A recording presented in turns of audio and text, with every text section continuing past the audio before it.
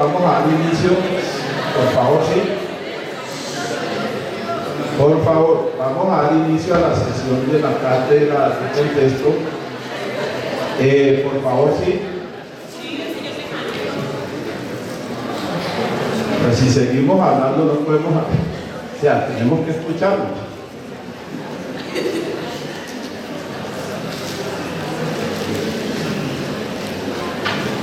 Para hablar tenemos tiempo, cuando terminemos la cátedra tienen tiempo de charlar y todas esas cosas, pero mientras estemos en estos espacios, procuremos escucharnos.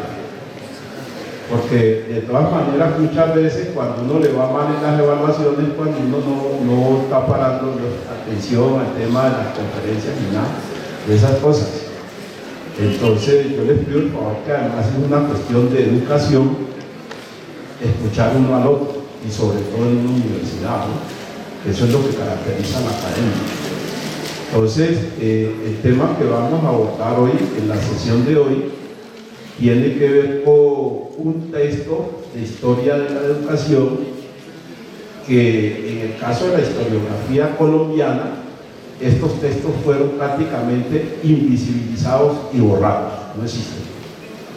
Ustedes, pues muchos no les tocó ver historia, acuérdense que las cátedras de historia las quitaron en los colegios, pues yo sí alcancé a ver muchos cursos de historia cuando estudiaba, incluso prehistoria y una cantidad de cursos que le estaban en ese momento, y en los textos que pues cuando yo estudié en el bachillerato y en la escuela normal, nunca estos textos los estudiamos, y uno puede revisar los programas de esas épocas, y eso tiene unas explicaciones, y es cuando uno no conoce el pasado no puede comprender ni entender el presente, que eso es un tema que ha afectado y que tiene mucha relación con el tema central de la cátedra, en relación sobre todo con lo que es la educación escolástica medieval desde el siglo XVIII, que es el contexto de Francisco Antonio Moreno y Escandón,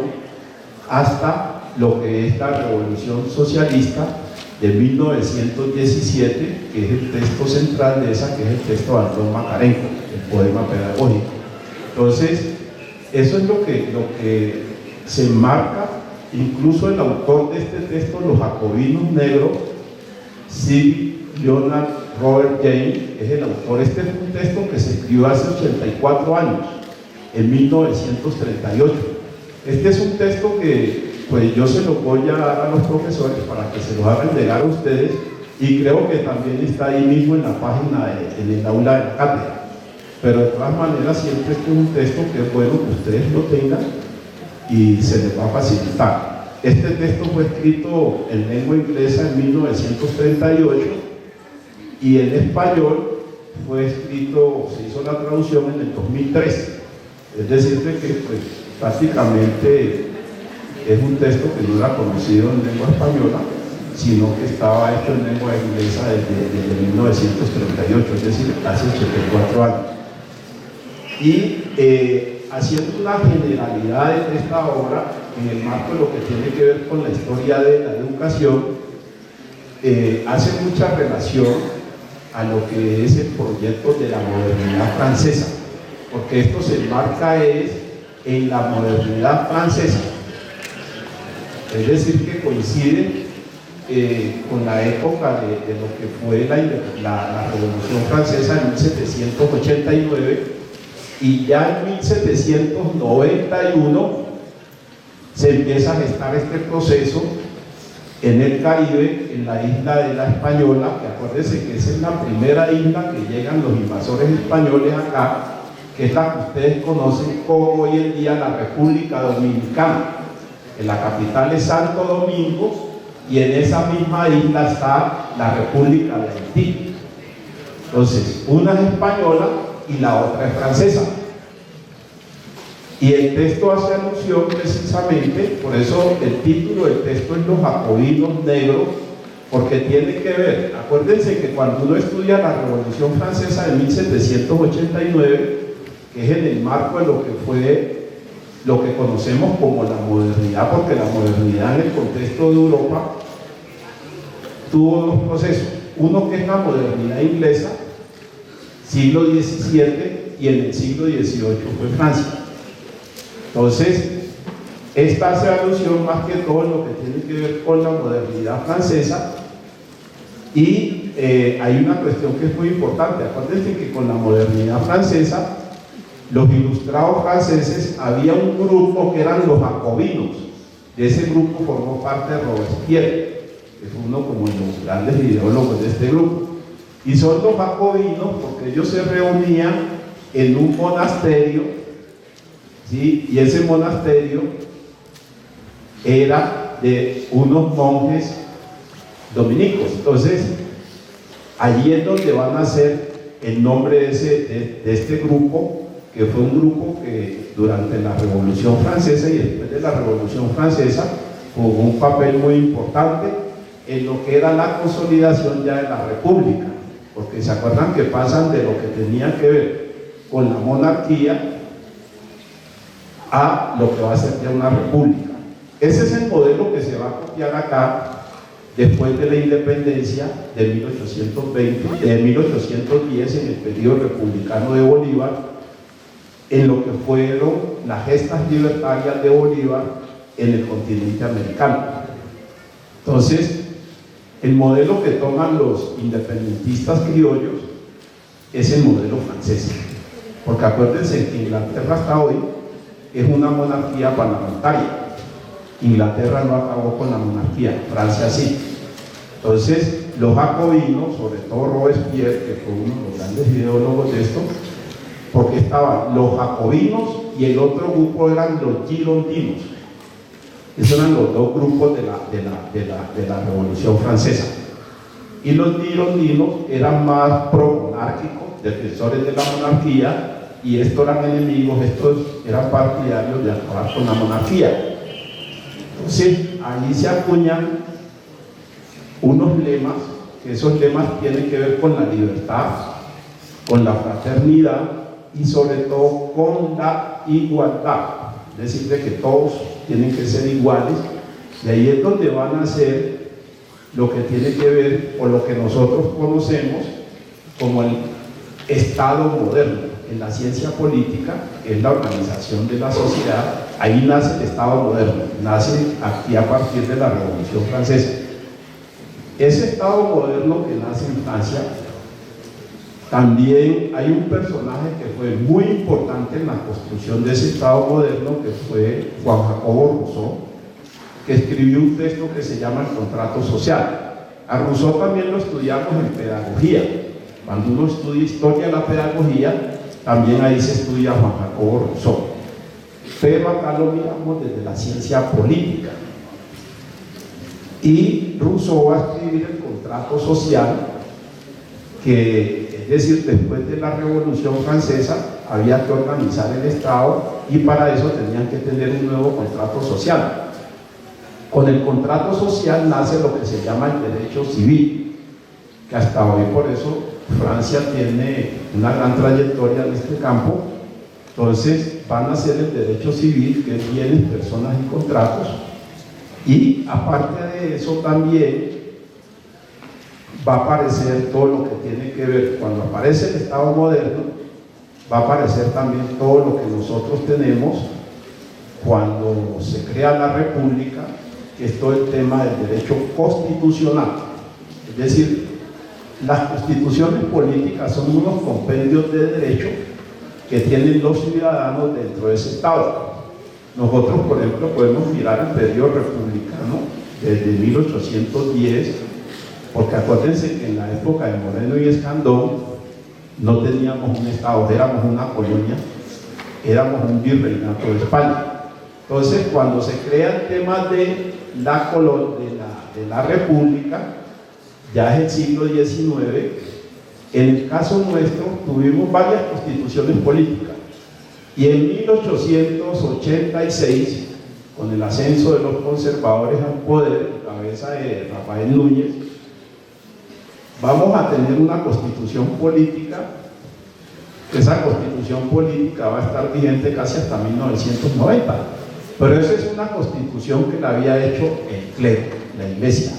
Porque el partido conservador en Colombia se llamó primero el Partido Católico Y acuérdense que hay un periodo de finales del siglo XIX, que es 1887, porque anterior a eso, es decir, antes de que ellos asciendan al poder, finalizando ya el siglo XIX, se dio un conflicto que se denominó la guerra de las escuelas, donde se van a enfrentar los conservadores y los liberales radicales.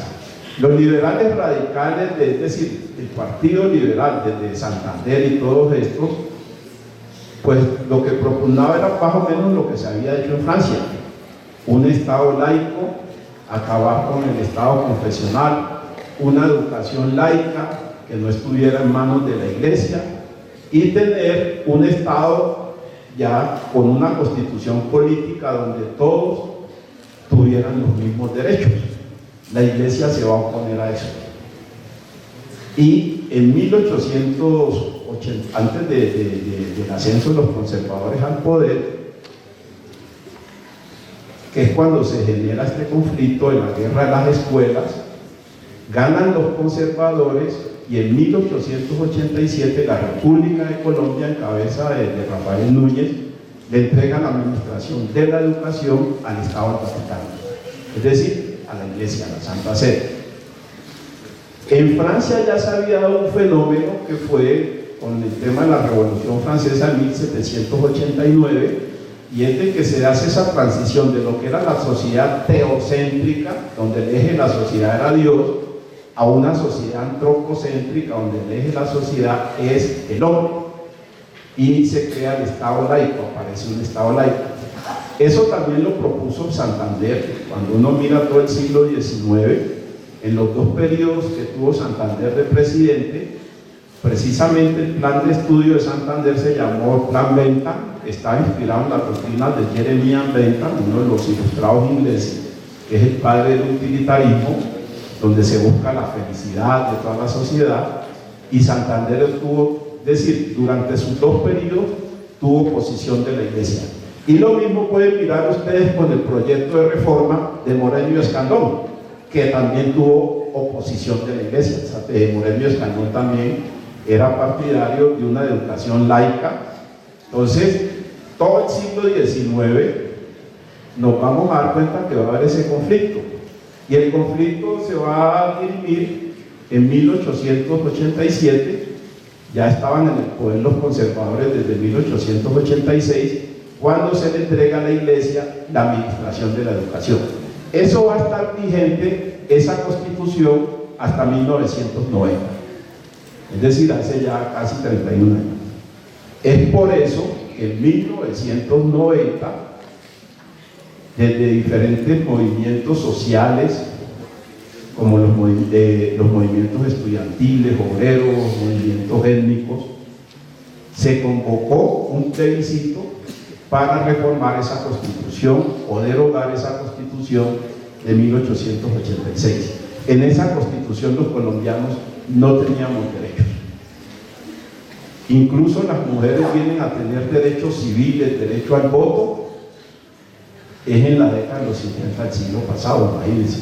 Es decir, que eso no estamos hablando de una república, y tampoco podemos, como dicen muchos de las clases dirigentes ultraderechistas de este país, que tenemos una de las democracias más sólidas. Eso es una mentira, es de las grandes falacias de la historiografía de este país.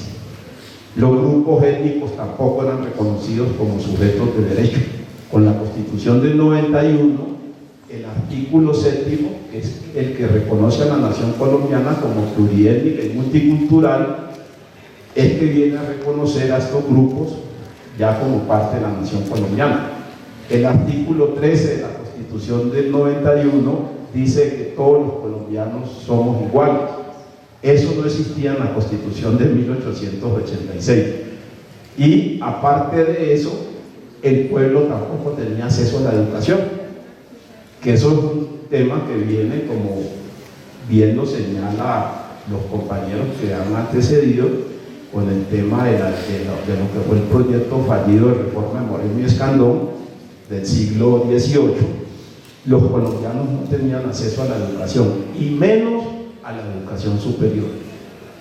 Un ejemplo, Los colegios mayores, los 3 colegios que ellos regentaban aquí, que eran administrados por estas congregaciones religiosas que eran españolas, los jesuitas, Colegio Mayor del Rosario, que es la Universidad Javeriana, el Colegio Mayor de San que era el Colegio Mayor de San Bartolomé, que es la Universidad Javeriana, el Colegio Mayor del Rosario, que lo regentaba el arzobispo en ese momento de Santa Fe, y también tenemos el Colegio de los Agustinianos, que es la Universidad de Santo Tomás, que ustedes conocen hoy en día. En esos colegios mayores, única y exclusivamente estudiaban los hijos de los españoles, que son los famosos criollos, pero el pueblo no tenía acceso a eso. Entonces, por eso la iglesia, cuando nosotros miramos esos periodos de la historia de la educación, muchos de los problemas que vive la sociedad nuestra hoy en día, esa es la herencia que tenemos, desde ese periodo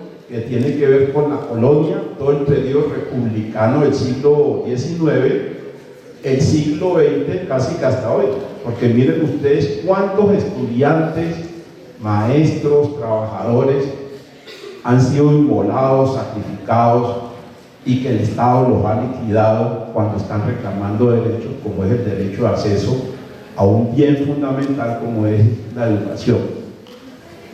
Incluso este mismo auditorio hermano San Juan, en el cual hoy estamos. Entonces, a mí me parece que es muy importante. Por eso en Francia, los franceses lo primero que van es acabar con la monarquía, porque la iglesia también formó parte de la monarquía. La iglesia era parte, y el trabajo de la iglesia era el de adoctrinar en los dogmas de la fe y alienar al pueblo. Le hizo creer al pueblo que el monarca pues era una deidad, un dios. Por eso el pueblo, este epígrafe que yo coloco acá, de este sacerdote vudú, que esa es una de las religiones del panteón africano de los Yoruba en África, que precisamente es una crítica a lo que tenía que ver con ese colonialismo acá, en América. Por favor, compañera, sí. Entonces, eso es lo que nosotros vamos a encontrar, sobre todo en el caso de lo que es en América y en las colonias, tanto de lo que era España, Francia, que es donde se centra esto que les voy a presentar, y también Inglaterra, con su gran colonia, que fue pues los estados, lo que conocemos hoy en día como en los Estados Unidos, y algunas de las colonias que estuvieron en el Caribe. Entonces, con la Revolución Francesa de 1789 y esos 3 ideales que ellos tenían de igualdad, fraternidad, esos ideales no se van a ver reflejados en sus colonias, porque entre otras cosas en Francia hubo un monarca francés que colocó la esclavitud como parte de lo que tenía que ver, es decir, legalizó la esclavitud. En África secuestraron más de 15 millones de africanos que fueron esclavizados acá en América y que fueron la mano de obra para generar la riqueza en este continente. Ya el genocidio que habían cometido con el proyecto de la modernidad inglesa y la modernidad francesa, el genocidio que habían cometido contra los pueblos originarios de acá del continente, tanto ingleses como franceses y españoles, que ha sido uno de los grandes genocidios contra la humanidad, y eso es parte también de lo que la historiografía siempre ha negado. Miren ustedes ese espectáculo tan bochornoso de la semana pasada con ese tema de la reina Isabel de Inglaterra. Eso es una vergüenza para la humanidad, lo que esta gente cometió. Y eso lo muestran como algo que la gente, pongamos, las nuevas generaciones, ven eso como un espectáculo.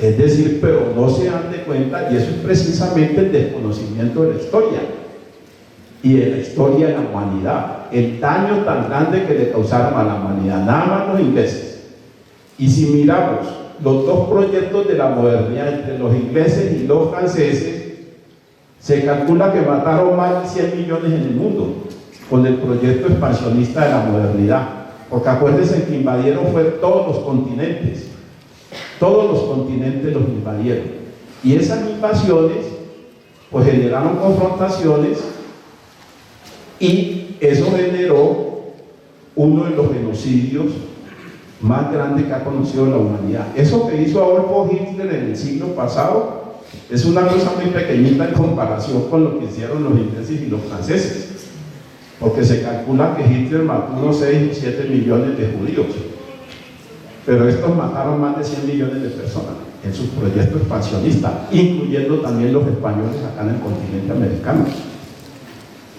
que eso tampoco lo registra la historiografía. Entonces, el texto de Cyril Jonah Robert James, Los Jacobinos Negros, es un texto que precisamente lo que va a mostrar y lo que va a reflejar es lo que tuvo que ver sobre todo con el ascenso de un personaje que fue muy importante, que entre otras cosas, si no hubiera sido por estos esclavos libertos, que fue la primera revolución que conoció la humanidad, que fue hecha por esclavos, y unos esclavos negros, incluso mucho antes de lo que fue la independencia, los procesos independentistas que lideró Simón Bolívar. Bolívar allá también lo apoyaron, porque Bolívar, si no hubiera sido por el apoyo de estos, tampoco hubiera sacado adelante su proyecto independentista. Entre otras cosas, Bolívar también traicionó los ideales de este grupo que fue encabezado por Toussaint de la Virtud, que fue uno de los grandes líderes, y el que después apoya a Bolívar fue Alejandro Pequión, con la condición de que libertara a todos los africanos esclavizados acá en el continente, es decir, lo que era la América hispánica. Y Bolívar tampoco cumplió eso, porque acuérdense que cuando se crea la República, la esclavitud se vino a abolir fue en 1853, es decir, la segunda mitad del siglo XIX, y ya Bolívar había pasado con el presidente Bolívar, Santander, todos los liberales radicales, porque con la iglesia no podíamos esperar nada, porque entre otras cosas la iglesia también tenía esclavos. Uno puede mirar, por ejemplo, la iglesia aquí en lo que hoy en día que ustedes conocen como el departamento de Cundinamarca.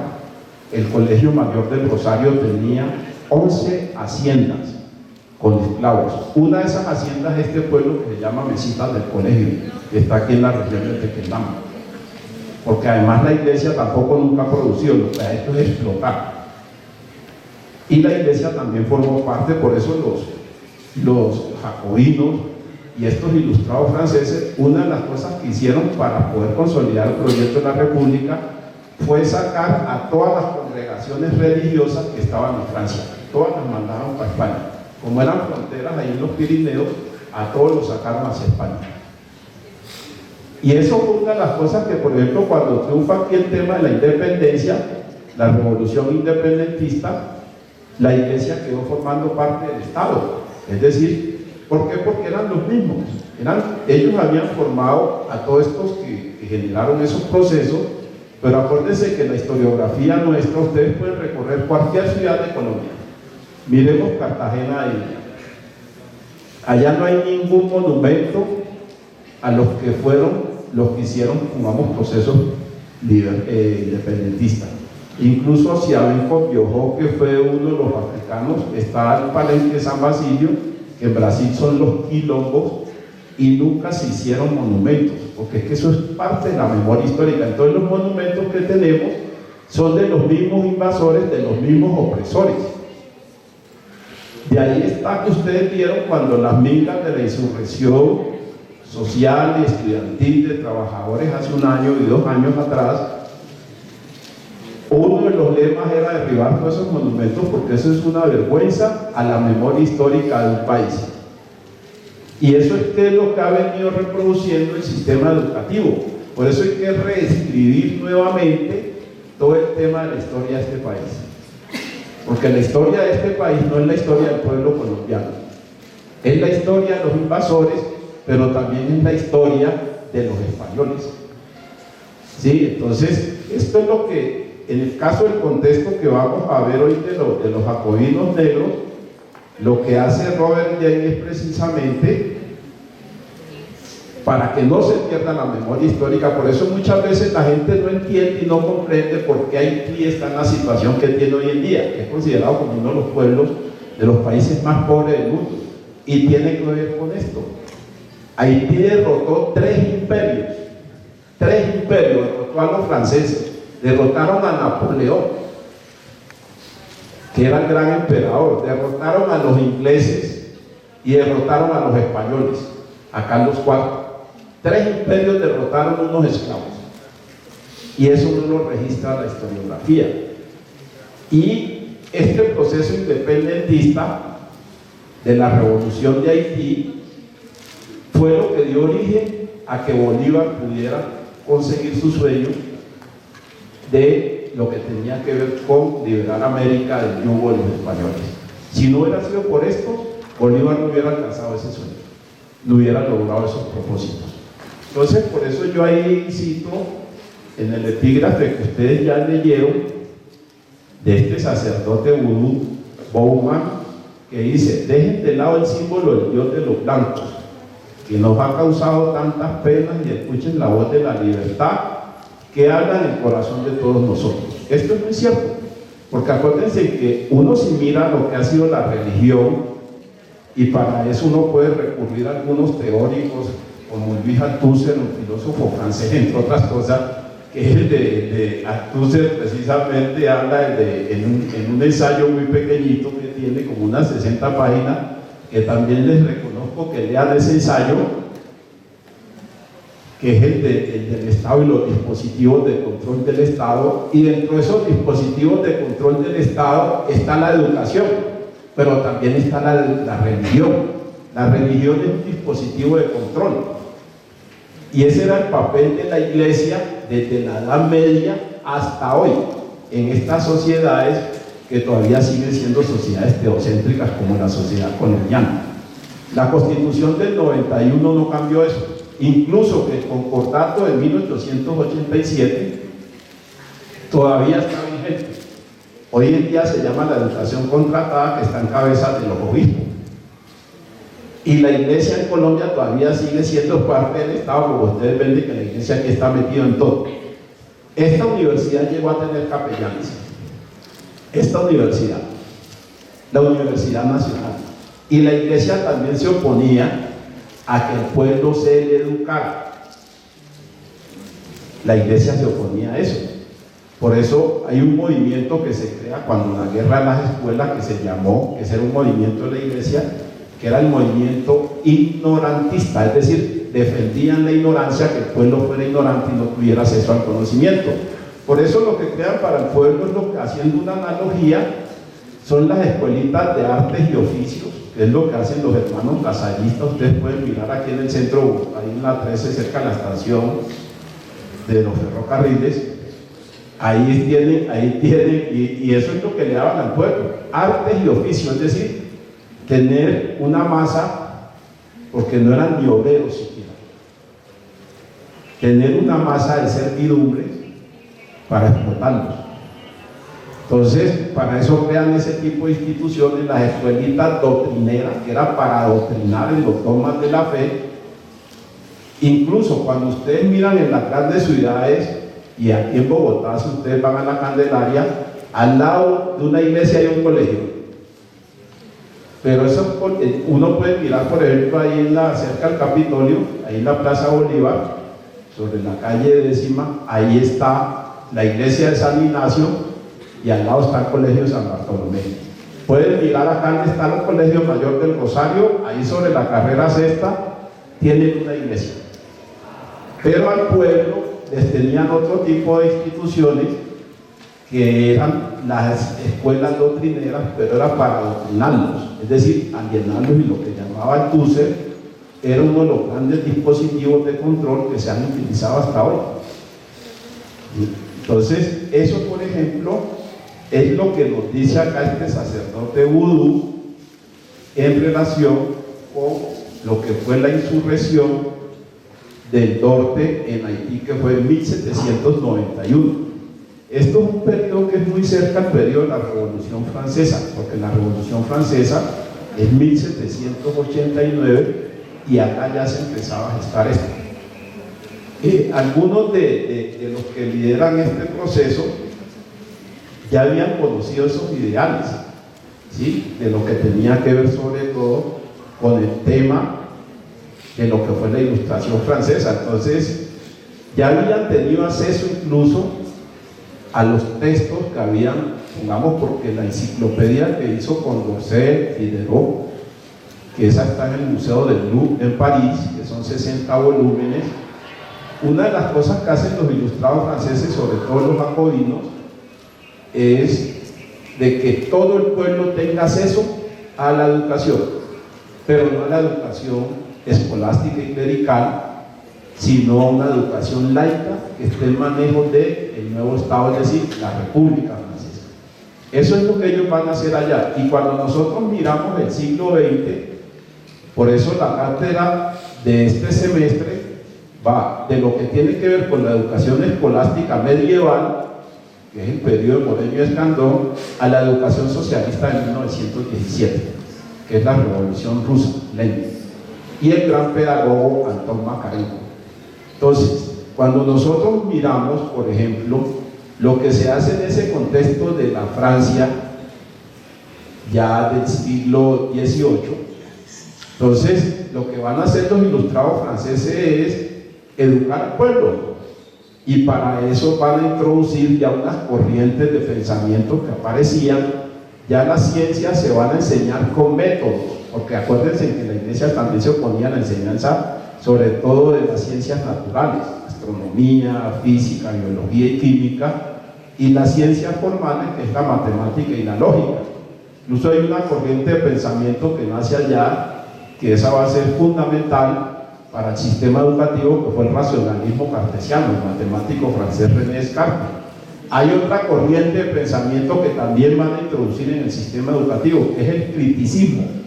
Todo conocimiento tiene que estar sometido a la crítica de la razón y no pueden existir verdades absolutas, porque el conocimiento se va transformando y reformando.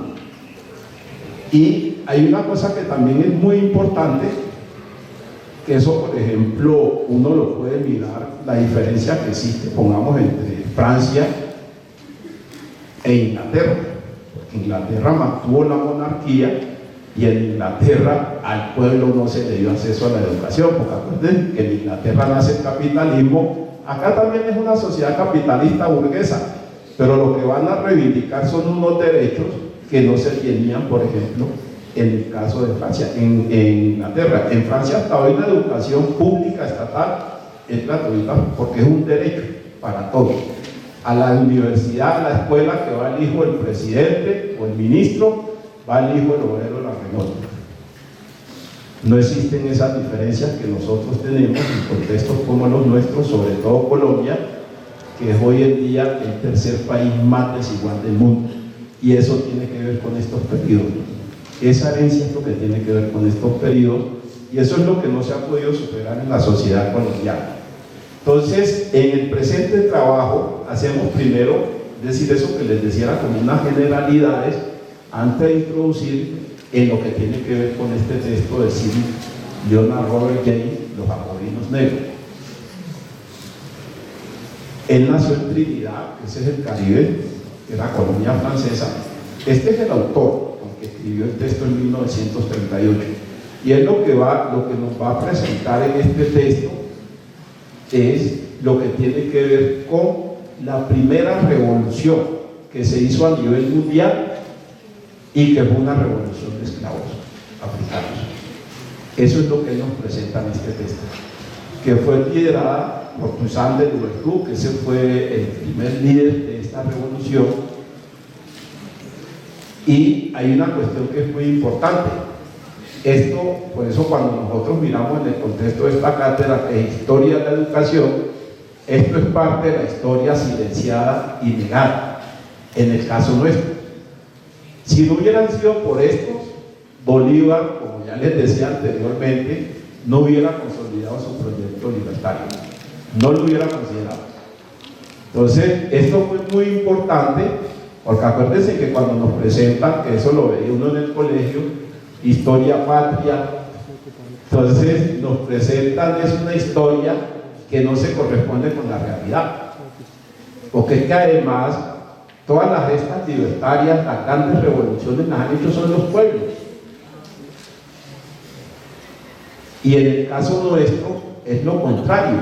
El pueblo nunca ha sido parte de las gestas libertarias, ni revolucionarias, ni independentistas.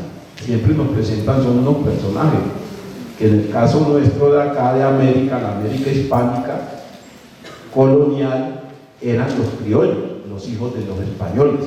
Entonces, ellos solos no hubieran podido hacer eso que hicieron sin pongamos, la lucha del pueblo, que es lo contrario cuando uno mira, por ejemplo, la revolución cubana, la revolución rusa, y también mira uno la revolución china, que son las tres grandes revoluciones contemporáneas del siglo pasado.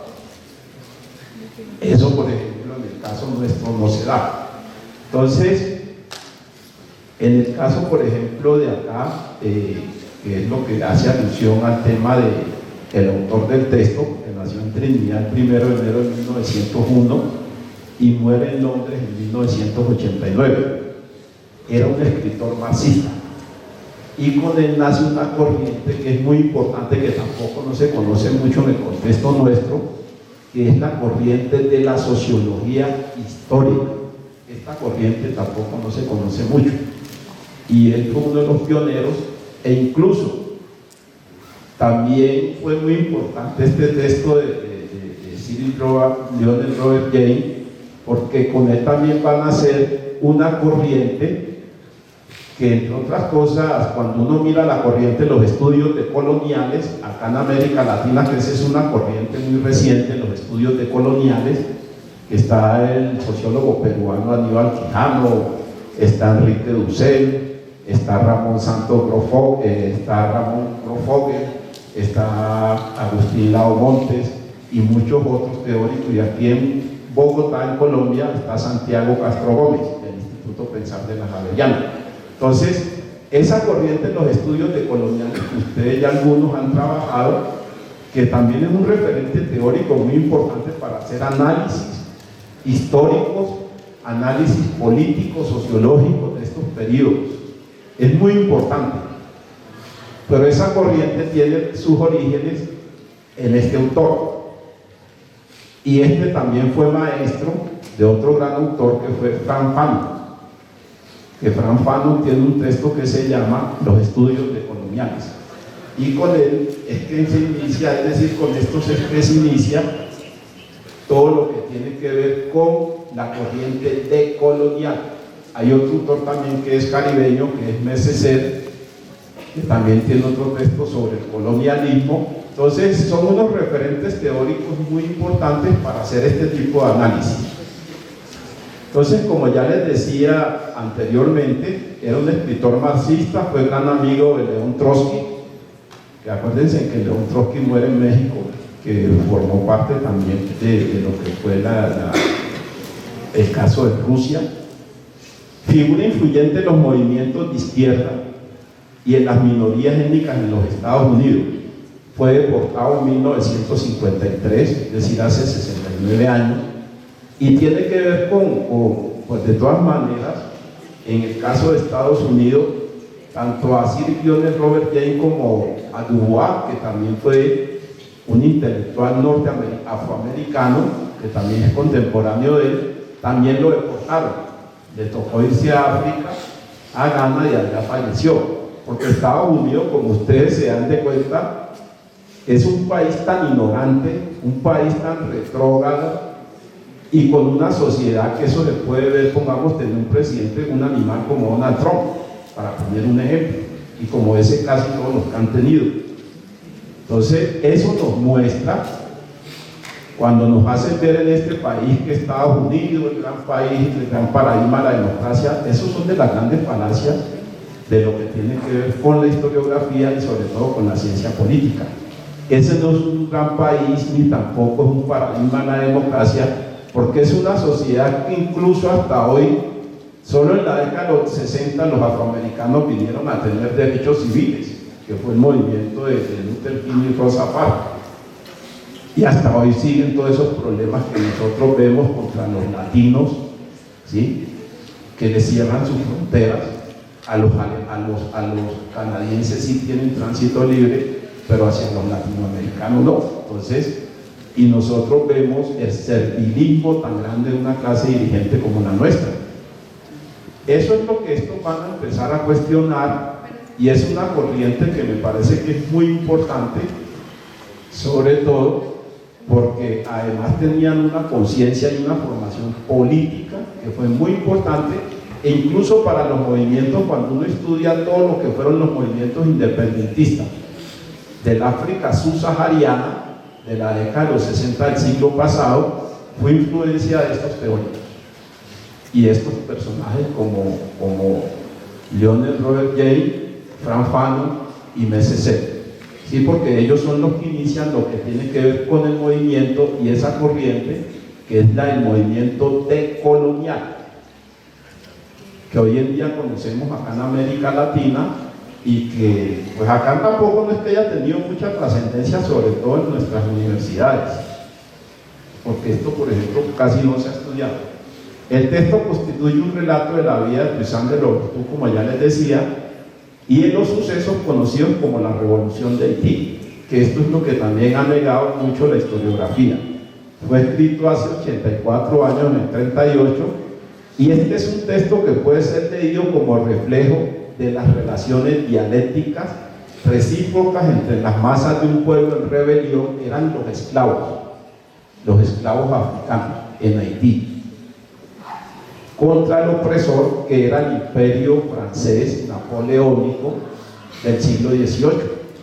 Entonces, ahí uno se va a dar cuenta la importancia que tiene, por ejemplo, el tema de lo que es la conciencia social, la conciencia de clase, ¿sí? Y sobre todo, porque de todas maneras lo que estaban luchando ellos era por la libertad. Los que lideran este movimiento, que es Toussaint, ya había conocido lo que en Francia se había hecho con la Revolución Francesa. Entonces dijeron, si allá hacen esto, ¿por qué en las colonias todavía tienen que estar sometidos y tener sometido? Es lo mismo, haciendo una analogía, es lo mismo que hacen estos que conocieron los ideales tanto de la Revolución Francesa, que es el caso de Bolívar, Santander, Nariño, acá en el contexto de lo que era la América Española. Es lo mismo, y ellos se dieron cuenta, ¿sí?, de que tampoco tenían libertad, porque todavía seguían siendo súbditos, porque en las monarquías, acuérdense que con la modernidad francesa nace la categoría del ciudadano y se acaba el tema del súbdito del monarca. Entonces, acá, por ejemplo, cuando se hace el movimiento independentista del siglo XIX, porque acá es el siglo XIX, acá pongamos la gran mayoría de la población, pues no teníamos un monarca, pero tampoco teníamos derecho. Uno puede mirar esos periodos de todo el siglo XIX hasta casi los 90. Es decir, de que teníamos unos ciudadanos, teníamos ciudadanía sin ciudadanos, que eso es una de las cosas más absurdas que uno puede mirar en el caso nuestro. Y volviendo atrás, el reflejo en las relaciones dialécticas recíprocas entre las masas de un pueblo en rebelión contra el opresor, que en este caso el opresor era el imperio francés, para transformar su sociedad y sus líderes. Entonces aquí hay una pregunta: el cómo y el por qué ocurrió constituye el tema que aborda el libro de Cyril Lionel Robert James, ¿sí? Es decir, que ese es como la esencia, y esto también nos muestra, pongamos, lo que tampoco no se ha señalado en el caso de la historiografía nuestra, que es el tema de cómo se ha construido la historia colonial.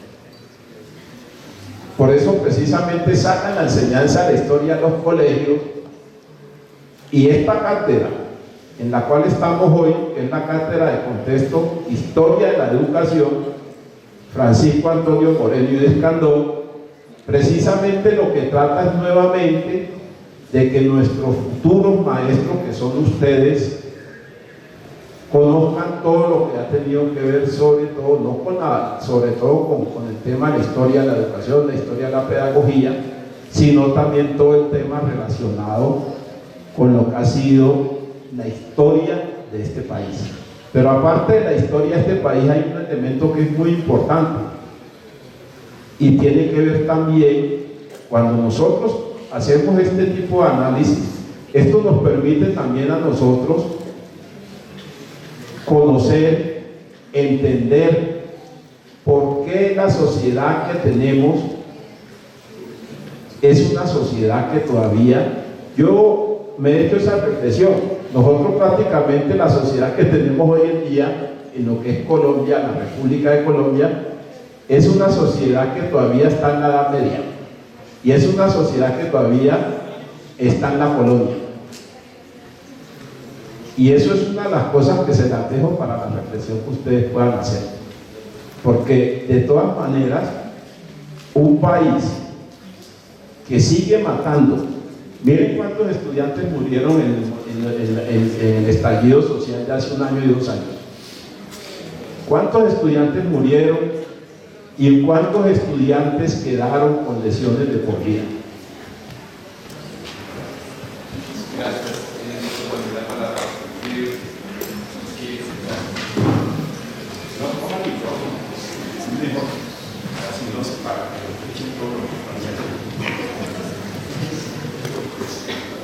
Bueno, buenos días. Algo que, pues, llevamos poco tiempo como Constitución del 91 y de independencia como Colombia, pero bueno, la historia nos marca también bastante. Pero yo como estudiante me he dado la tarea de comprender, de entender, ¿sí? de discernir y de entender que la historia tiene que ser muy veraz y muy imparcial, ¿sí? Como tal. Cuando se habla de historia uno no tiene que ir por ningún bando ni por el otro, ¿sí? Simplemente hay que hablar los hechos, las fechas, los hombres y las mujeres de historia, de la realidad, ¿sí? Porque, bueno, tenemos a nuestros escritores que nos han facilitado entender nuestra historia, ¿sí? Pero es muy corta, 200 años, que son 200 años para la humanidad, ¿sí? Para la humanidad. Entonces, con respecto a esto hay que ser muy coherentes al plantear la historia, porque si estamos hablando de la historia de la educación, no creo que estemos hablando de lo que, bueno, se ha venido hablando en la cátedra, sino hablar, por ejemplo, de lo que hizo Napoleón antes de ser Bonaparte, que se le subió el poder y perdió todo lo que había logrado como lo que hizo. Y lo que hizo fue instaurar instituciones, universidades, y eso es lo que esta cátedra debería estar mostrándonos, enseñándonos, para tener un mejor contexto de nosotros como licenciados, como docentes a futuro, a dónde debemos apuntar como educadores, pero siempre con la ciencia, ¿sí? Porque la ciencia es la que nos permite verificar los hechos con veracidad, ¿sí? Porque si no somos imparciales, si estamos por un lado y por el otro, solo vamos a generar confusión. Aquí nuestra historia habla por sí misma, tú ya lo dijiste, de la Edad Media y el artesano. Estoy leyendo un libro de José Ortega que habla sobre el trabajo, sobre la técnica, más que cualquier otra cosa.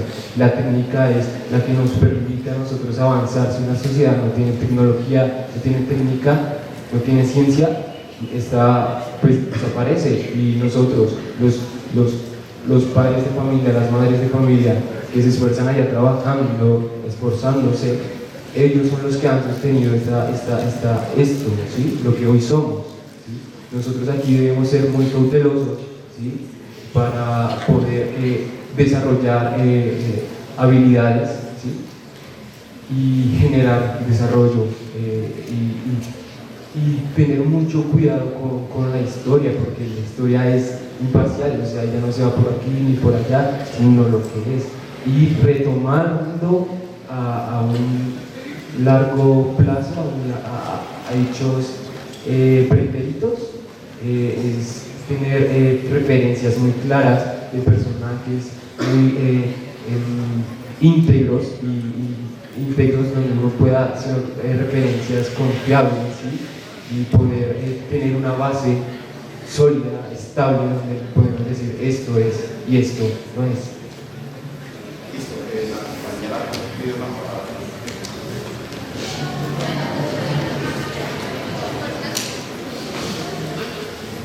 Muy buenos días. Yo creo que, pues yo difiero con el compañero. Hay que entender que el discurso, la historia y quien escribe la historia es el que gana, y es el que oprime y es el que también crea discursos de poder. Y si no la comprendemos y si la queremos ignorar, pues no vamos a entender realmente una realidad y no podemos ser esa irónica objetividad que realmente no tenemos, porque somos seres sociales, somos seres con criterios, con pensamientos, con intereses, que pues no podemos ser objetivos. Creo que, no sé qué estudia el compañero, pero si estudiamos acá, la mayoría estudia comunicación o humanas, sabemos que el ser humano es un ser subjetivo. En esa medida y comprendiendo eso, entendemos la realidad a través de nuestras experiencias. Y en ese sentido también creamos mucho. Y no podemos ignorar, es decir, es que solo nos tenemos que dar por los datos. Los datos tampoco crean realidades. Las experiencias, las vivencias, en especial en una historia tan violenta como lo ha sido nuestra historia como Colombia, como país, es desconocer las víctimas, es desconocer a quienes han callado, es desconocer el discurso de poder que está implementado en todo, en las escuelas, en los noticieros, y incluso hasta cuando nos paramos en Transmilenio y nos dicen no hablen con el conductor porque nos quieren deshumanizar. Y en especial, como universidad pública, como docentes, comunicadores, archivísticas y demás que van a salir de la carrera de la Facultad de Ciencias y Educación, no podemos pensar en deshumanizarnos, porque lo vamos a enseñar con la responsabilidad que tenemos. Muy bien, compañera. ¿Algún otro que quiera concluir? Entonces, pues de eso se trata, ¿no? De que... Muy bien, muy bien.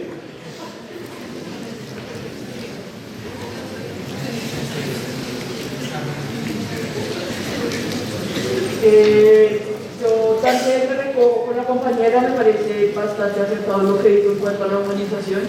Sin embargo, me gustaron mucho dos términos en específico que usaron tanto el compañero como la compañera. Pues el compañero habló sobre la parcialidad y la compañera sobre la subjetividad. No ignoremos el hecho de que subjetividad viene de sujeto, y esto es un poco más literal. Sujeto no es ser persona, sino sujetarse a. Si lo que queremos es sujetarnos a la historia, pues ahí es donde entra lo que ella dijo. La historia la cuenta el que gana, entre comillas, el que destruye la cosmovisión, la versión o la historicidad ajena. ¿Hasta qué punto uno realmente es parcial si se está sujetando a la historia del destructor? ¿Sí? No sabría hasta qué punto podemos decir como, tenemos que basarnos en hechos, que nos garantiza que son hechos y no solo la versión del, entre comillas, y mal llamado ganador de la batalla. ¿Sí? Entonces considero que ese tipo de cosas deben ser un poco más reflexionadas, porque si no estoy mal, incluso en la apertura de esta sesión se habló sobre libros que ya no se encuentran, que fueron destruidos. Pues ahí está, hasta qué punto sabemos que estamos teniendo hechos cuando la información fácilmente puede ser destruida, fácilmente puede ser desaparecida, desvanecida, para que no tengamos acceso a ella, y entonces ahí se sigue condicionando nuestro pensamiento. Entonces decimos, claro, estamos basándonos en los hechos, está en un libro y está con estas bases. Sabemos que solo eso existe, sabemos que solo eso sucedió, o tenemos los rastros que dejaron justamente para que pensemos que eso es lo que es. ¿Algún otro?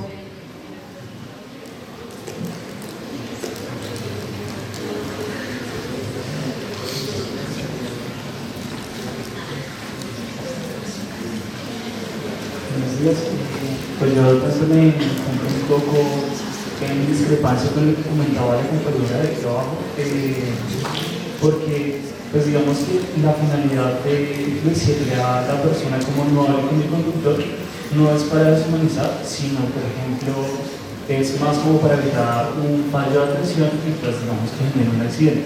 Sin embargo, nosotros como educadores tenemos que tener algo muy consciente, ¿no? Es que, por ejemplo, muchos de nosotros vamos a las prácticas ya directamente de la labor docente, incluso acá en la universidad se puede ver eso de manera constante. Y es que, por ejemplo, la gente entra y ni siquiera son capaces de saludar con buenos días o cómo está a los cuidadores. Y digamos que nosotros como educadores tenemos una situación en particular y es que el aprendizaje es una réplica.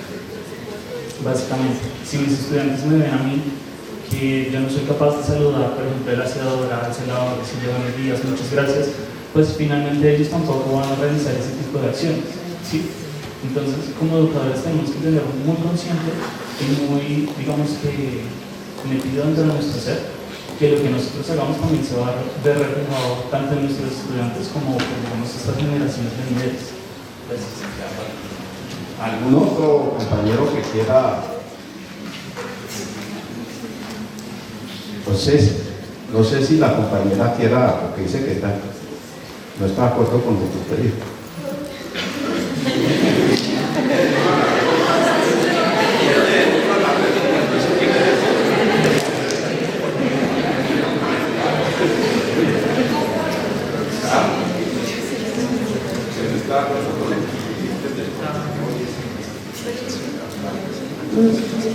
No te escucho bien, perdón. Es que no te escucho muy bien, perdón.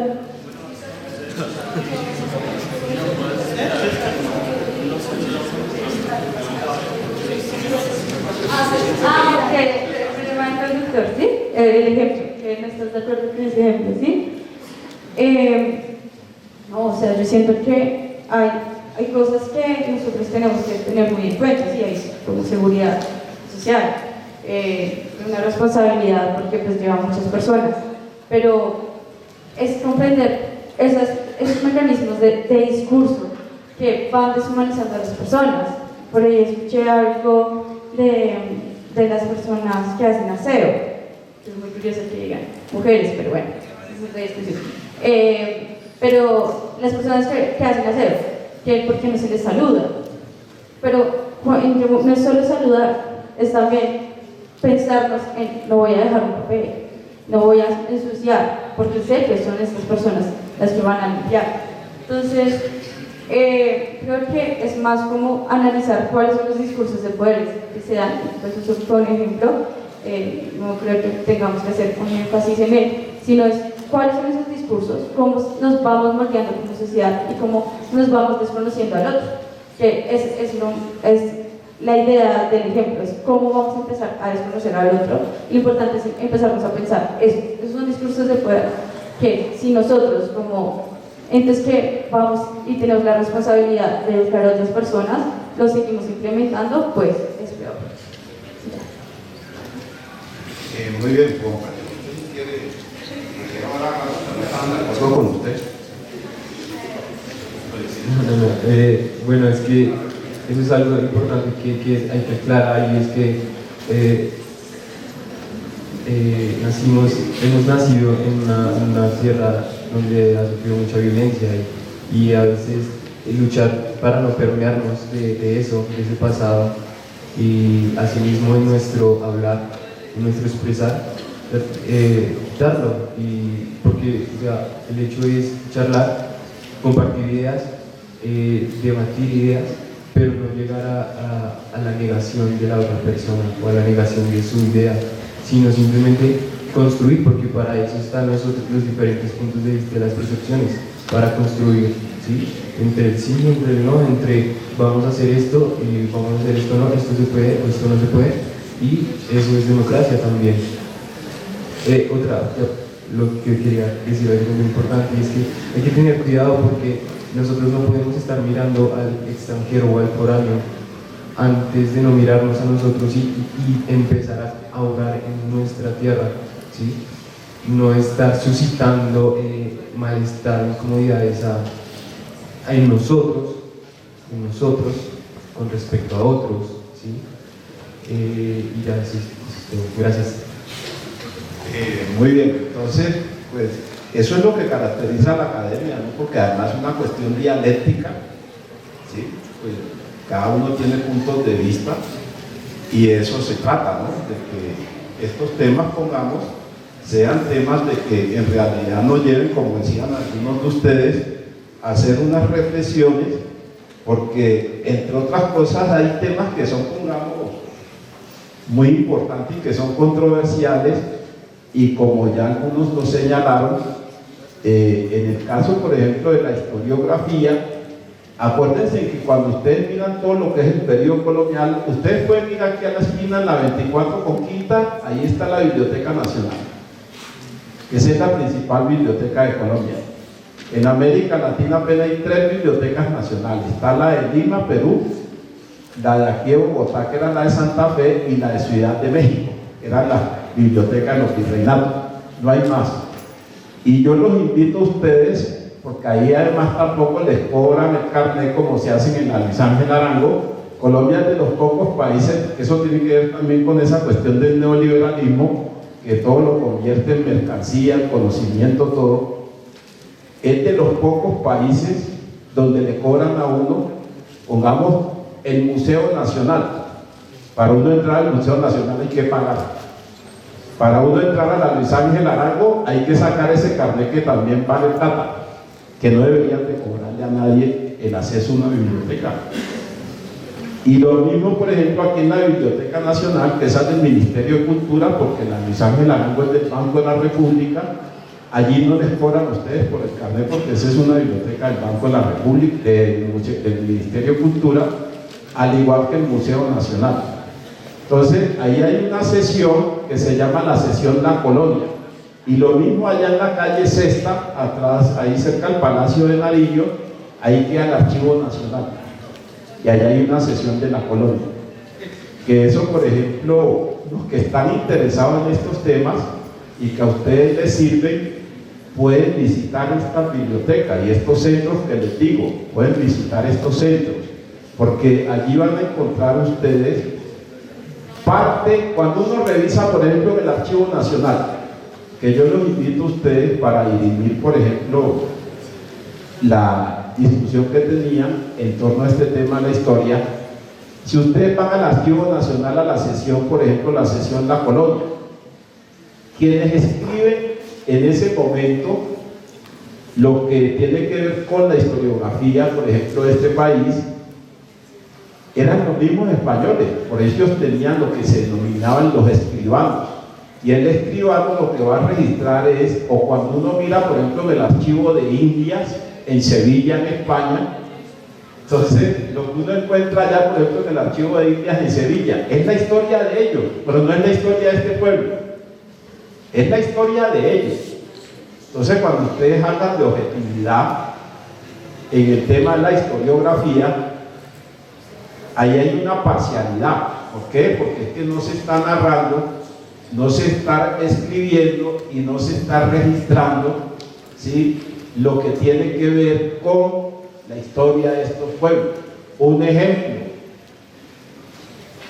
a los pueblos originarios, ¿cómo los describen los españoles?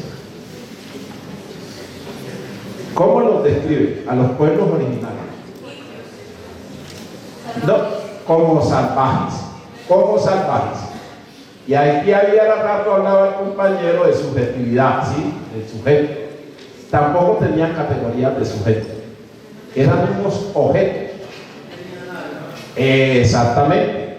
Y ustedes pueden mirar incluso la primera ley de educación, casi del periodo republicano, a estos pueblos. Cuando se refieren a estos pueblos, lo que decía la compañera, son salvajes. Entonces al salvaje no hay que educarlo, sino instruirlo. Eso es lo que, haciendo una analogía, cuando ustedes miran, por ejemplo, lo que le ofrecen al pueblo hoy en día, el SENA.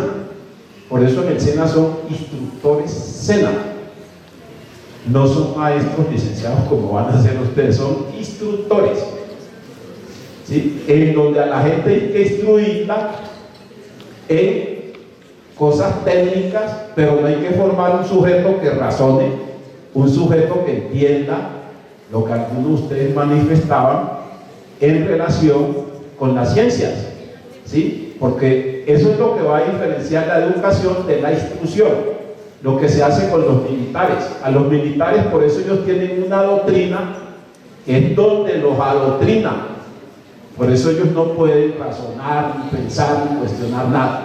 Hay que aceptar lo que se les ordena y cumplir lo que se les ordena. Que eso es lo mismo que hace la iglesia. Es el mismo papel, porque además eso es tomado de la iglesia. El dogmatismo es una corriente, porque además la corriente en la cual gira la educación en el entorno de la iglesia, que es la educación confesional, es el escolasticismo. Y a la gente hay que adoctrinarla. ¿En qué? En los dogmas de la fe. Entonces, eso es lo que ustedes pueden ver hasta hoy. Y eso es un ejercicio que ustedes no pueden hacer. Ustedes pueden ir a un colegio, no sé si algunos de ustedes estudiaron en colegios confesionales o en una universidad confesional, también pueden hacer ese ejercicio y se van a dar de cuenta que eso no ha cambiado. Porque es que eso rige desde la iglesia, desde la época medieval. La universidad como institución nace en la iglesia, en Occidente. Nacen en la iglesia.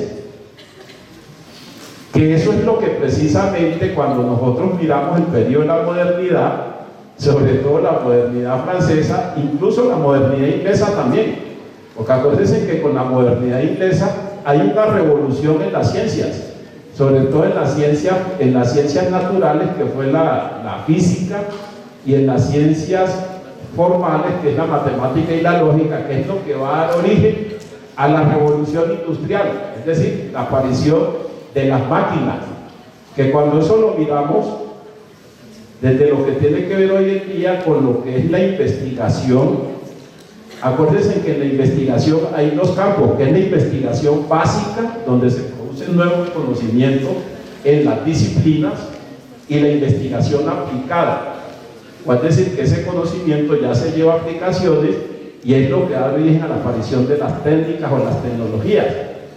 ¿Por qué en Colombia no podemos hacer un simple celular? ¿Por qué en Colombia no podemos hacer un computador? ¿Ah? Algún compañero ahí creo que señalaba sobre ese tema. Y eso tiene que ver con esa herencia que tenemos precisamente desde esos periodos que estamos mirando, en la cual la iglesia siempre se opuso a la enseñanza de las ciencias. Estas carreras que ustedes estudian, pongamos los que estudian carreras de ciencias naturales, química, física, biología, y los que estudian carreras de ciencias formales como matemáticas, esas carreras son del siglo pasado, son carreras muy recientes, e incluso que también parte del atraso que tiene la educación en el país tiene que ver con estos temas que estamos abordando. Y una cosa, nosotros a partir de la Constitución del 91, Colombia es el único país del mundo con 2 leyes de educación. Además, si ustedes se dan de cuenta, miren, así como está dividida la sociedad en clases, porque acuérdense que con la aparición del capitalismo en la Inglaterra del siglo XVII, allí es donde se va a dividir la sociedad en clases sociales, y hay una clase que es la que va a concentrar el poder, que es la burguesía.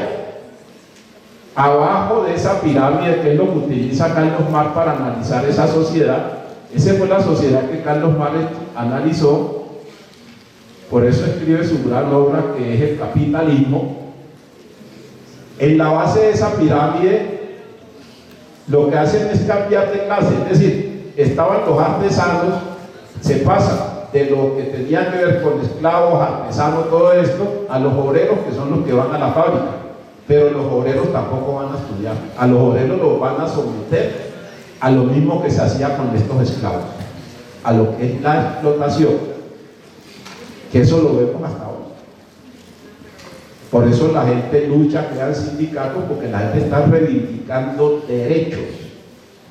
Cuando aparecen las Naciones Unidas, crea un organismo que es la OIT, la Organización Internacional del Trabajo. Colombia es uno de los países que más sindicalistas mata. ¿Y por qué matan tantos sindicalistas en este país? ¿Quién los mata? La misma burguesía. Miren el problema que tenemos con la tierra. ¿Quiénes son los dueños de la tierra?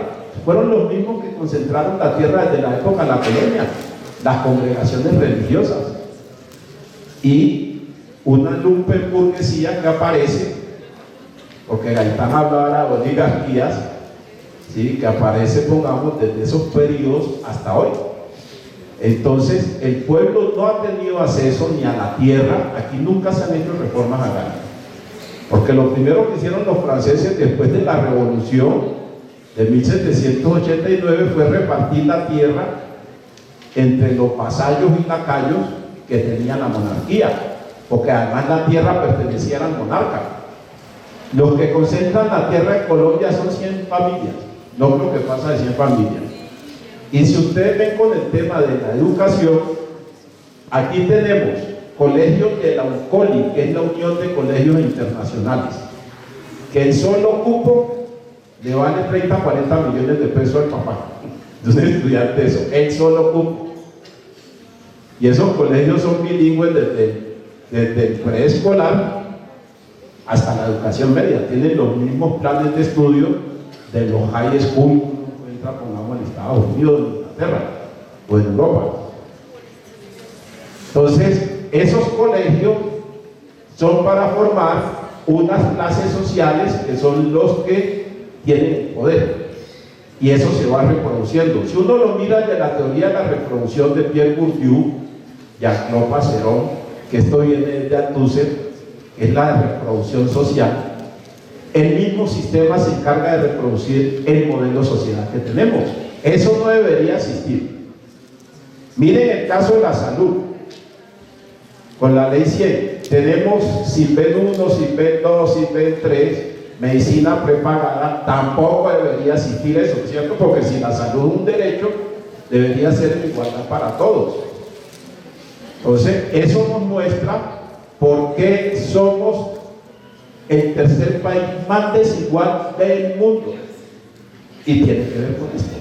Y eso es parte también de esta herencia que tenemos desde la llegada de los españoles acá, la invasión de los españoles. Porque entre otras cosas, el periodo republicano del siglo XIX tampoco solucionó esas inequidades. Pasamos al siglo XX con la guerra de los 1000 días, todo el siglo XX hemos estado en guerra y no se han superado esos problemas. Y un tema que es esencial es el tema de la educación. Miren, todavía nuestros niños se mueren de hambre, de hambre. Tenemos unas altas tasas de analfabetismo que no deberían existir. Y miren que los 380, el distrito capital tiene más o menos 400 colegios públicos distritales. Y de esos bachilleres que salen, que egresan de los 400 colegios distritales, el 1% no ingresa a la educación superior. ¿Qué se hace con esos chicos? Tenían que, si es un derecho, todos esos bachilleres tenían que estar acá donde están ustedes hoy. Entonces, hay una serie de inequidades que son herencias coloniales, y eso no lo podemos negar. Y eso es lo que nos permite este tema de la historia de la educación, entender y comprender muchos de los problemas que tenemos hoy en día y que heredamos desde esos periodos hasta hoy, y que tampoco se han solucionado. Entonces, volviendo atrás, en la pregunta que estábamos, el cómo y el por qué ocurrió constituye el tema que aborda el libro de Sir Lionel Robert Jay, de los jacobinos negros. Esto, pongamos, muy importante porque de todas maneras marca un hito en lo que tiene que ver con el tema de la historiografía, porque además hay otra cosa. Esto tampoco queda registrado en lo que tiene que ver con los archivos en Francia. Se pusieron de acuerdo franceses, ingleses y españoles para borrar de la memoria histórica de Occidente este tema. Y esto lo que lo viene, es decir, lo que hace el autor es precisamente rescatar. Cuando el compañero está hablando de que la historia tiene que ser objetiva, equitativa, La historia que a nosotros nos han enseñado es la historia de ellos, más no es la historia de nosotros, del pueblo colombiano. Y eso ustedes pueden retomar, porque ustedes además no les tocó ver historia como si nos tocó ver a nosotros. Y ustedes pueden revisar la historia, esos textos de historia. Nos enseñaban historia sagrada, que era la historia de la iglesia, toda esa tontería, eso era lo que le enseñaban al pueblo. Catecismo, el padre Astete, todas esas cuestiones. Y la historiografía, por eso crean una Academia Colombiana de Historia y sigue reproduciendo lo mismo, que es la historia que está en el Archivo Nacional. Y es lo mismo que ustedes encuentran en el Archivo de Indias en Sevilla. Pero esa es la historia de los españoles, no es la historia del pueblo colombiano. Y por eso yo digo, hay que reescribir la historia, es decir, sobre todo cuando miramos este tema de la historia de la educación. Lo que constituye Haití es la segunda colonia americana en independizarse. Yo me acuerdo que cuando yo estudiaba en el colegio, en la escuela, nos dijeron que estos fueron los primeros que nos independizamos, ¿cierto? Fuimos los primeros, que es el caso de Bolívar y todas estas cuestiones, por esto nunca nos lo enseñaron. Entonces, es muy importante pues, tener en cuenta eso.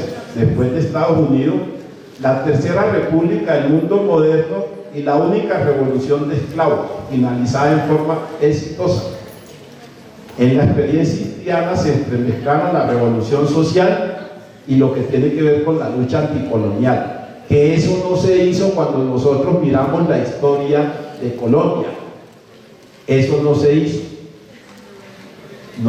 porque es que resulta que lo que registran nuestros textos es precisamente lo contrario. Es lo contrario. Por la independencia contra tres potencias europeas, como yo ya lo manifestaba antes, que fueron Francia, Inglaterra y España, y se realizaron diversos ensayos para establecer un nuevo régimen político y un sistema económico. Esto tuvo tanta presión, pero muchísima presión, que va a llevar a Haití a la situación que ustedes conocen hoy en día, que vive el pueblo haitiano. Haití nunca le perdonaron, incluso me acuerdo cuando estuvo Bill Clinton de presidente de los Estados Unidos, le hicieron una invasión a Haití. Los norteamericanos, estamos hablando reciente, le hicieron una invasión a Haití. Los norteamericanos. Entonces, y además pusieron un dictador que fue los mismos norteamericanos, que fue Duvalier, que ese fue un tirano. Estamos hablando ya del siglo pasado, porque acuérdense que Estados Unidos, cuando se convierte en el gran imperio norteamericano, la gran potencia, Estados Unidos, estos países los va a manejar hasta hoy como los españoles manejaron sus colonias, o como los franceses manejaron sus colonias, y como los ingleses han manejado sus colonias. Eso es lo que vamos a encontrar. Y por eso es la importancia que tiene, sobre todo, para la formación de los maestros, porque los llamados a transformar la sociedad son los maestros, no son los políticos, son los maestros. Es importante resaltar que la República de Haití dio amplio apoyo en arma y dinero, que era lo que yo les decía anteriormente, a Simón Bolívar. Que el compromiso de Bolívar en ese momento era precisamente lograr la independencia de estos países que tenían que ver, que eran las colonias españolas. Entonces, eso es lo que va a hacer Bolívar, porque acuérdense que en la reconquista española Bolívar se exilió en Haití, y allá fue donde lo apoyaron con todo, y es cuando reinicia todo su proyecto independentista. Pero Bolívar no cumplió con eso. Ahí también hay que hacer una reflexión. ¿Por qué Bolívar traiciona a Alejandro Petión? ¿Por qué lo traicionó? Hay que hacerse esa reflexión. Es decir, ¿por qué no cumplió con ese ideal? ¿Sí? Porque acuérdense que cuando se crea la República, todavía continuó la explotación de los pueblos originarios, continuó la explotación de los africanos esclavizados. Es decir, el pueblo todavía seguía siendo explotado como sigue siendo explotado hasta hoy. Entonces son reflexiones que tenemos que hacernos. Nunca se creó, es decir, ahora rato hablaban los compañeros de la violencia, y la violencia que heredamos de esas épocas tiene que ver precisamente con esos problemas, ¿sí? De que la gente siempre se vivió subyugada, explotada. Miren, Colombia tiene más de 9 millones de colombianos desplazados. Estamos hablando de la historia reciente de este país, más de 9 millones. Y eso aquí es normal, se ve como algo normal. Y esos 9 millones de desplazados, los hijos de esos 9 millones de desplazados no tienen acceso a nada. Entonces eso no es una democracia. Eso no es una democracia. Y somos indolentes e indiferentes frente al sufrimiento de esos otros o del otro.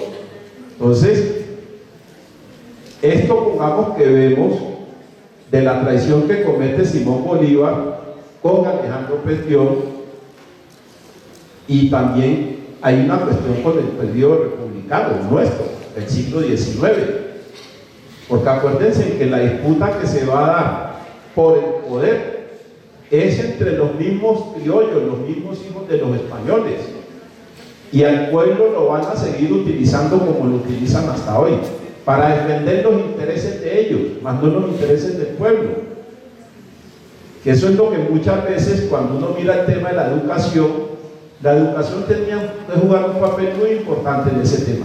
Por eso hoy en día aparecen unas corrientes, entre otras cosas, en los sistemas educativos nuestros, que todavía siguen estando en manejo de la Iglesia. En América Latina aparece una corriente que es la corriente de las pedagogías críticas, que uno de los grandes maestros de esa corriente fue Pablo Freire, y esta otra corriente que es Henry Thoreau, Paul Marlaren y Michael Apple en Estados Unidos. Y esa corriente aquí no ha tenido, por ejemplo, en el caso de la formación de nuestros maestros, eso no ha tenido tampoco mucha trascendencia, porque de todas maneras yo miraba el caso de Brasil con Lula da Silva. Lula decía, fue el presidente de Brasil gracias a Pablo Freire. Lula aquí en Colombia nunca hubiera sido presidente porque Lula era un obrero sindicalista, y eso aquí en Colombia nunca lo hubieran dejado llegar allá al poder, porque ustedes, si miran la historia de este país, ¿quiénes son los que han gobernado? ¿De dónde han salido los presidentes de este país? De esos colegios mayores que estamos diciendo, Rosario y el colegio de San Bartolomé, que es la Javeriana.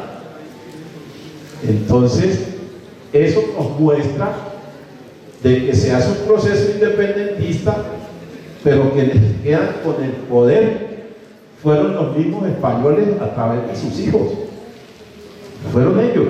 Precisamente cuando la gente habla del conflicto en Colombia, el conflicto en Colombia está ligado a la tierra. La primera escuela de la economía, que fue la fisiocracia, porque la riqueza la generaba la tierra en Colombia la tienen ellos. Y por eso aquí en Colombia nunca se pudieron hacer reformas agrarias, hasta hoy. Entonces, ese ha sido uno de los problemas más graves que hemos tenido. Y volviendo a este tema de lo que tenía que ver sobre todo con el tema de la traición de Bolívar a Alejandro Petión, cuando se organizó, por ejemplo, ese evento que hicieron en Panamá, que fue el Consejo Anfitriónico de Panamá, que fue en 1825-1826, que fue convocado precisamente por Bolívar. Ahí, si ustedes se dan de cuenta, en este periodo del siglo XIX, 1825-1826, ya era la República de Colombia. Entonces, se dan de cuenta ustedes que 25 años después de este consejo, en 1851-53, es que sacaron una ley de la abolición de la esclavitud, pero eso fue más de tipo formal que real, porque los esclavos siguieron dependiendo de los esclavistas, es decir, no tenían propiedades, no tenían nada. Entonces, por eso es que cuando uno mira la geografía de este país, uno puede mirar todo el Andén Pacífico, que es donde se concentró la gran mayoría de la población esclava en Colombia, por el tema de las minas y todas esas cosas. Esos pueblos hasta hoy son los pueblos más pobres de este país. Y ustedes pueden mirar toda la Orinoquía colombiana, que es donde está la mayor cantidad de pueblos originarios, y son los pueblos más pobres de este país. Y eso tiene que ver con esta memoria histórica, que eso tampoco pues se puede olvidar. Y que todavía siguen teniendo esos problemas de acceso a lo que tiene que ver con la educación. Y hay un aspecto que también es muy importante resaltar aquí, y es la diferencia entre los procesos de independencia americanos, que en su gran mayoría fueron orientados por criollos pertenecientes a las clases altas dominantes que sentían desprecio por el pueblo. Y eso todavía uno lo puede ver en la realidad de este país.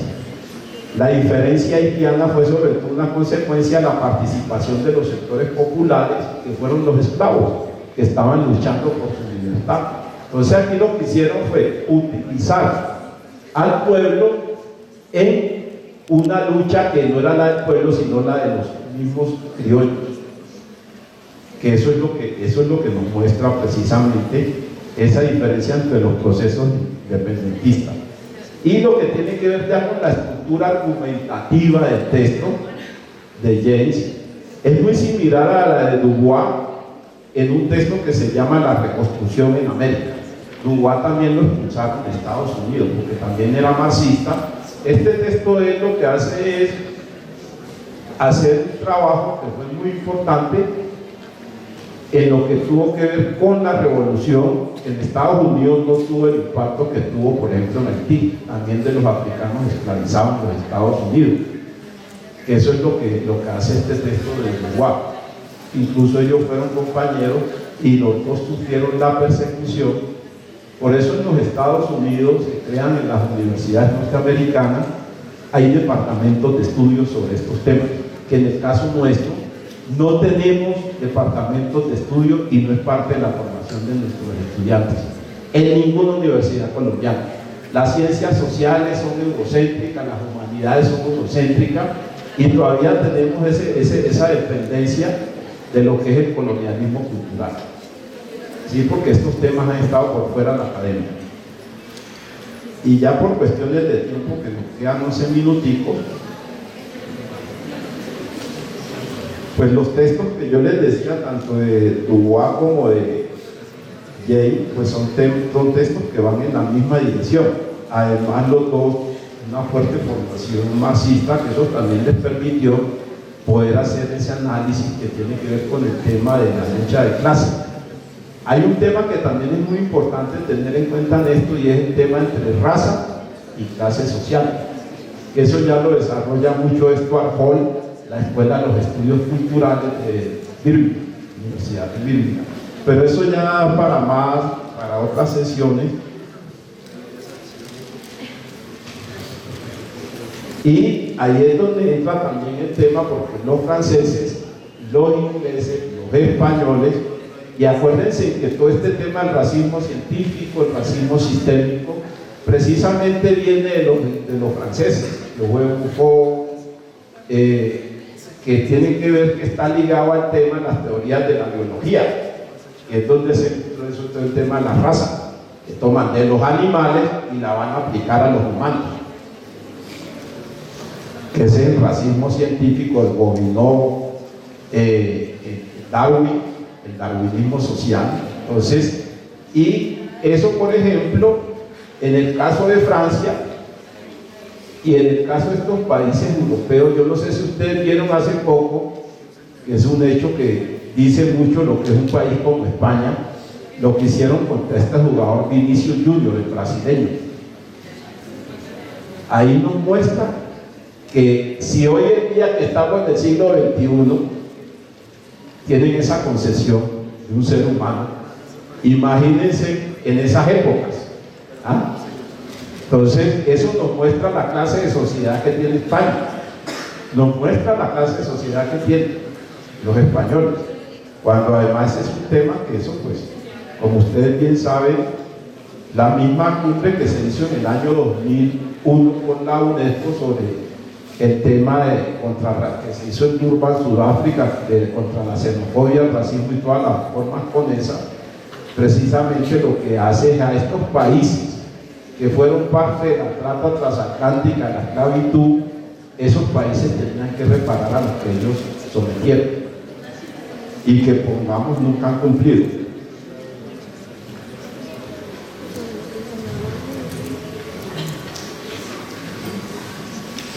Y ahí hay una cuestión que también es muy importante tener en cuenta, que es en la colonia francesa de Santo Domingo del siglo XVII, con las relaciones entre lo que son los plantadores y los esclavos, que se regía por el Código Negro.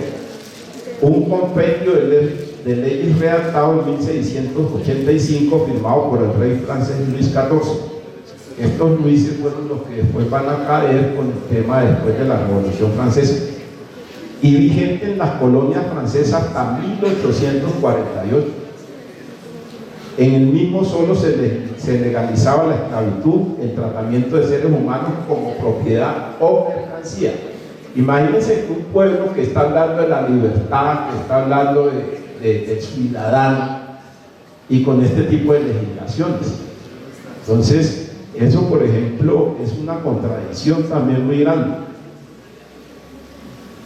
Hay una cuestión que ya para finalizar, y es toda la estructura de producción de la principal colonia de Francia descansaba sobre el trabajo y la explotación inhumana de 500.000 de esclavos, como bien lo señala James en agosto de 1791. 2 años después de la Revolución Francesa, los esclavos se rebelaron en Santo Domingo. La lucha duró 12 años, porque la independencia de Haití fue ya más o menos en 1804, 6 años antes de la independencia de lo que es hoy en día Colombia. Y los esclavos derrotaron consecutivamente a los blancos locales y a los soldados de la monarquía francesa.